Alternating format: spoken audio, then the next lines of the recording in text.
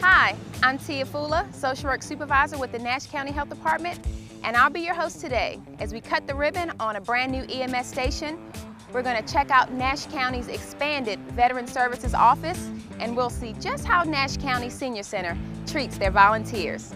You're watching Nash County Now.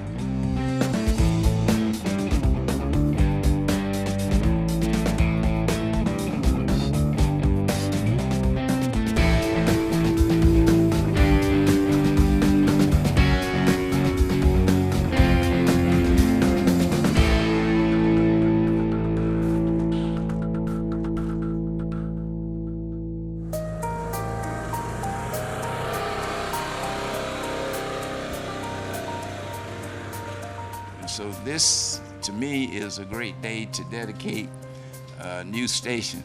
And I, too, want to thank the town of Nashville and also the town of Mobile in cooperation with us in getting this done. And I'm sure that you all will be proud. Today we're celebrating the opening of our new EMS station here in Nashville. And we had our ribbon cutting ceremony with the county commissioners and the town councilmen and other elected officials and those that were involved in the project. 4 years ago, the town of Nashville and Lisa Barnes, a commissioner from this area, talked about the need of needing an EMS station in this area within town. And they had those conversations, and it led to a plan for this station. And 4 years later, we're open and running calls. Well, the town of Nashville is the second largest municipality in the county, so because of the population density, it's the second largest concentration of call volume for EMS. So by moving the ambulance from the town of Momire to the town of Nashville, we have the ambulance significantly closer to that grouping of calls. And now, because of that, the other ambulances that would be responding into Nashville are able to stay more available to run calls that are closer into their areas. Probably the most recognized thing in the construction is energy efficiencies. We have gas that's running the hot water, it's running the stove. We have a backup generator that powers that. The light fixtures are all LED. There was extra attention paid to insulation in the building to make it as energy efficient and cost effective as possible. What pleases me most is that the end users like it. Everybody was so concerned of it's such a small building. We were constricted a little bit with the lot size and the parameters that we're given. Will I have enough space to do this? Will I have enough space to do that? Sleeping arrangements, supervisor's office, workspace. You want to give them something that's comfortable, even though it can't compare to home. And in the end, they say that it's all functioning and has a really nice feel to it. So I feel like I've made each of the end users happy. This is Nash County EMS Station 200, so let's take a look around. Well, this is our day room. Obviously, our crews are here 24 hours, so they have to have a home away from home.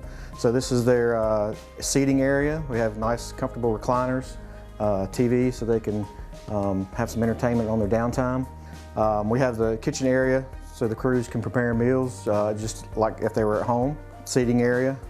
We have a workstation that has computers. The crews at times need to complete reports, complete ambulance call reports, so they're provided with a space, internet, computer, so they can complete those. We'll take a walk down the hall. This is one of the crew quarters. There's two different bedrooms that the crews use. So we have 3 shifts, A, B, and C. So each shift has their own space, their bed, a locker for them to store their personal TV, so they can come in here and enjoy some entertainment on downtime. We have our fitness room, which has a treadmill, some free weights, a weight bench for doing our daily exercises. It also has a TV for some entertainment while you're on the treadmill. Of course, as a battalion chief, we are stationed here at this station, so we have our office, and this is our office.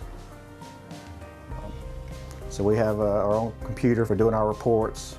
Our board here is what we use to keep up with all the units. And then as the battalion chief, we have our own room, so we have our own spaces. There's 3 of us, so I'm here today. So we have our own spaces, places to store our own personal stuff. So we'll step outside in the bay. Our bay is designed large enough to hold two ambulances, the primary ambulance and a backup ambulance.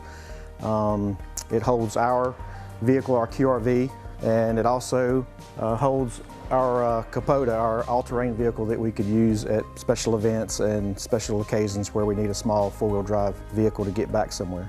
Our station in the bay is equipped with 4 shoreline plugs. And what this does, where it allows us to plug drop cord into the units, which allows battery-operated devices to charge up overnight. It also trickle charges the batteries on the unit so that they're always ready to go when we need them. Once the ambulance is cranked up and going, then all this stuff charges with the internal systems in the truck. Coming up next, we'll see what's new with the Nash County Veterans Services Office.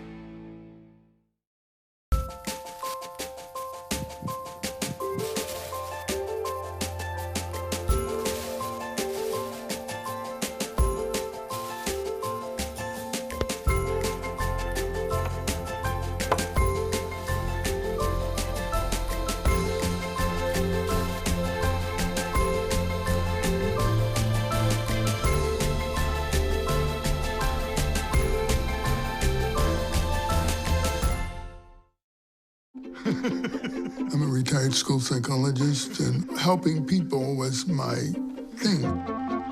I was very independent and thought I could take care of myself. I fell and I had to have Meals on Wheels. After my stroke, when Meals on Wheels started, I was on the other end of the stick, so to speak. Meals on Wheels, coming to my door as someone who's housebound, having someone check on me, assures me that I'm not forgotten. Meals on Wheels has given me a mode of freedom that I wouldn't have otherwise. We're the clients. We are the clients. We are the clients of Meals on Wheels. America, let's do lunch. 1 in 6 seniors faces the threat of hunger, and millions more live in isolation. Drop off a hot meal and say a quick hello. Volunteer by donating your lunch break at americaletsdolunch.org. As we celebrate Veterans Day this November, we can't forget our veteran population needs a little help sometime. Who better to help than our new Veteran Services Officer? Good afternoon, ladies and gentlemen. Once again, I want to welcome you to today's show of the Veterans Corner. I got Mr. Tyler here. He's with the Nash County Veteran Service Officer. He's got some really good information to put out. He'll be putting that out in just a little bit. I want to welcome you to the show, sir. Thanks a lot for being here today. My name is Tyler Staverman. I am the Veteran Service Officer for Nash County. I spent 8 years in the military, most of which was National Guard time. Deployed to Iraq. I went to school for first my undergrad in psychology, and then I got into social work. The transition between psychology and social work, I decided I'd really like to work with the veteran population. So I picked up an internship with the North Carolina Division of Veterans Affairs and worked in Raleigh for a year, and now I am here. Beforehand, Ms. Sherry Johnson was the Veteran Service Officer for both Nash County and Edgecombe County. And she was here on Mondays and Tuesdays, and so that's still when I usually get the most amount of people because they're used to it. I am here now, full-time, Monday through Friday. My normal office hours, I get here at 8 a.m., leaving here at 5 p.m. The main things that we would deal with, just veterans coming in, is to help them with claims, gaining benefits through the VA, whether that be through like a compensation claim, a pension claim, possibly there's burial benefits, there's all sorts of different ways to go. Another big part of it would be the healthcare side, signing people up for Veterans Health Administration so they can be seen for their medical care of them and such that will help and are looking to hire veterans. There's also the homeless housing program. That's a big push within the VA period, and in North Carolina, where they're trying to end veterans homelessness in North Carolina, which means basically if you're a veteran and you find yourself homeless, you will not be homeless for more than 30 days without being housed somewhere. More than just a transitional shelter too, but actual real housing. I also work with a lot of non-for-profits to try to help veterans within the area, such as around here, they have Volunteers of America and United Way does a good amount of stuff. The best way to get in contact with the Veterans Affairs Office is to just call up 252-462-2720 or to email me, which is tyler.staverman@nashcountync.gov. You can come visit Tyler right here in Nashville at the Claude Mail Jr. Administration Building. Coming up next, it's the Volunteer Appreciation Social at the Nash County Senior Center. Hi, I'm Brent Fisher with the Nash County Fire Marshal's Office. The holiday season is also the peak time of the year for home cooking fires. Turkey frying has become very popular, but it also can be dangerous. Please follow these tips to have a safe cooking experience. Set your fryer up at least 10 feet from your home and not under a structure.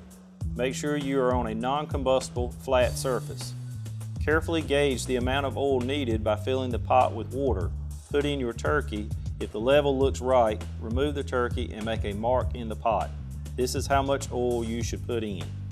Use an oil with a high smoke point like peanut or canola. Wear long sleeves and pants with closed-toe shoes, and don't forget cooking mitts or gloves.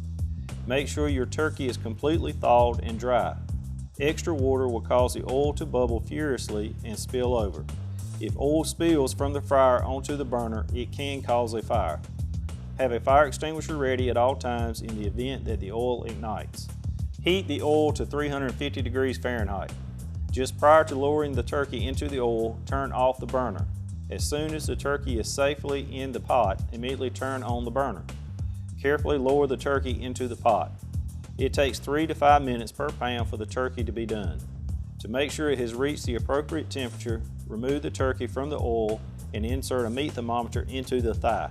If the thermometer does not read 180 degrees Fahrenheit, return the turkey to the oil for additional cooking. If you have any questions or would like more safety information, please call the Nash County Fire Marshal's Office at 252-459-9805.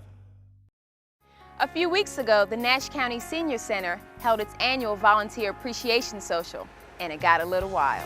This event is so special to us for several reasons, but the biggest reason is that this is the one time during the year where we get the majority of our volunteers together in one space to tell y'all thank you for all you do, for giving your time, for using your resources. It's not a small task to give of your time to help someone else, and we just really, really appreciate all that you do. Well, today we're having our annual Volunteer Appreciation event. This is our time during the year that we get most of our volunteers together in one room just to tell them thank you and show our appreciation for all of their efforts. Today's theme is a safari theme, jungle theme. The whole room is decked out to look like a forest or a jungle, and our tag phrase is, "We're wild about our volunteers." They help with every program from home delivered meals to Project Lifesaver, programs like caregiver support services, our seniors health insurance program, and day-to-day programs here at the Senior Center like bingo, cards, and crafts. Our volunteers just this year put in over 7,000 hours of volunteer hours collectively. That saved our department over $55,000 that we would have had to pay out for these same services. The entertainment is a surprise, but I can tell you it involves, can you survive the jungle? Well, you know what? You folks are in the right place today. Cause you just happened to cross paths with the best daggum guide on this side of God's green creation. Allow me to introduce myself. My name is Outback Annie, and I'm here to bring you good folks home. All you gotta do is trust me. Put your lives in my capable and steady hands. Look at that, solid as a rock, boy, I tell you that. He knows what I'm talking about. If you're not sure if a plant is poisonous, you should. Rub it all over your body and see what happens. My personal favorite. Wear it as decoration or avoid contact with it. C, avoid contact. C? Yeah. You sure about that? Yeah, I'm sure. The man said C. I don't. It's C. I tell you. come on and pick something, Danny. 2. He wants number 2. What'd he get? You got a 4-person tent. Thank you. They love it. This is our time to just love on them and make them feel even more special. Sometimes in our day-to-day bustle, it can be really hard to remember to tell people thank you. So they love this time of year because it's fun. They get gifts, they have entertainment, they have great food, they get to see their friends. Ladies and gentlemen, it is my immense pleasure to present this year's Nash County Senior Center Volunteer of the Year Award to James and Cynthia Taylor.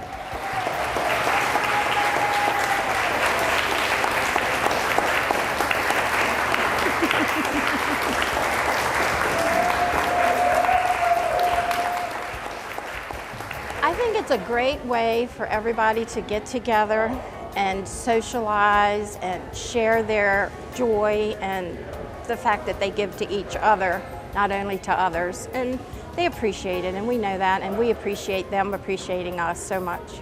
If you're interested in volunteering, give us a call at 252-459-7681, and we'll get you started. What's in box number 2? Ellen? Well, that really looked like a lot of fun and a real treat for those who help so many. Just a quick reminder that it's flu season, and don't forget to get your annual flu shot. You can do it right here at the Nash County Health Department. Well, that about does it for this edition of Nash County Now. We'll leave you with a visit to the Nash County offices by some little ghosts and goblins.